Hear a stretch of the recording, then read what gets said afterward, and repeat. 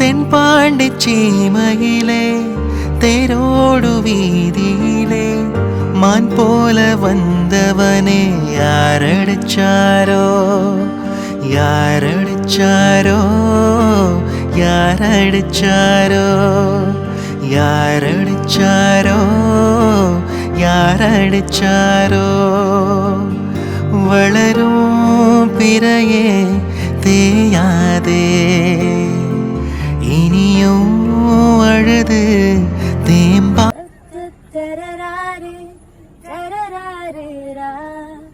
അന്നെന്റെ കരളിൽ ഒരു കൂടൊരുക്കില്ലേ നിന്നീലമിഴി കോണുകളിൽ കവിത കണ്ടില്ലേ ഇന്നും നിന്നോർമ്മയിൽ എന്നോവുണരുമ്പോൾ മാഞ്ഞോ പോകരുതേ വാർമഴവില്ലേ മല്ലികപ്പൂ മണക്കും മാർഗഴിക്കാറ്റ് നീ വരുമ്പോൾ എന്റെ ഉള്ളിൽ തേൻകുയിൽ പാട്ട് വെള്ളിക്കോലുസിട്ട കാലുച്ച കേൾക്കാൻ കാത്തിരിക്കും എന്റെ ഹൃദയം.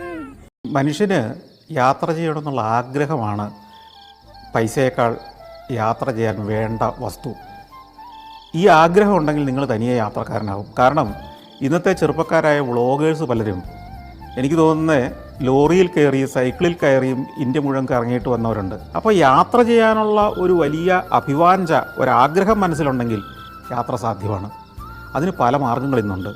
കൗച്ച് സർഫിങ് പോലുള്ള ടെക്നിക്കുകളുണ്ട്.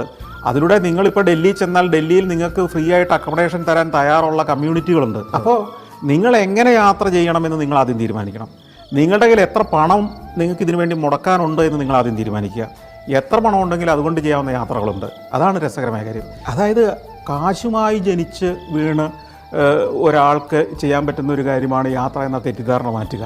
നമുക്കറിയാം, കോടിയുടെ കൊച്ചു പൊട്ടക്കണക്കിൽ ജീവിച്ചുകൊണ്ട് നമ്മളുടെ അയൽക്കാരനെ ശത്രുവായി പ്രഖ്യാപിച്ചുകൊണ്ട് നമ്മുടെ ഇടുങ്ങിയ മനസ്സും ഇടുങ്ങിയ ചിന്തകളുമായി ചുരുങ്ങിയ ഒരു സ്വപ്നലോകത്ത് ജീവിച്ചുകൊണ്ട് നമ്മൾ മനുഷ്യനെ വെറുക്കാൻ പഠിക്കുന്നതിന് പകരം ലോകത്തിലേക്ക് ഇറങ്ങുക, ലോകത്തിൻ്റെ ഈ വിശാലത കാണുക, ആഹ്ലാദത്തിൻ്റെ മുഹൂർത്തങ്ങളിൽ പങ്കാളികളാവുക.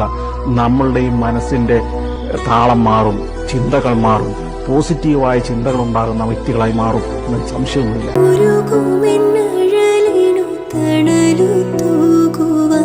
മഴമുഖിലായി വന്നു നീ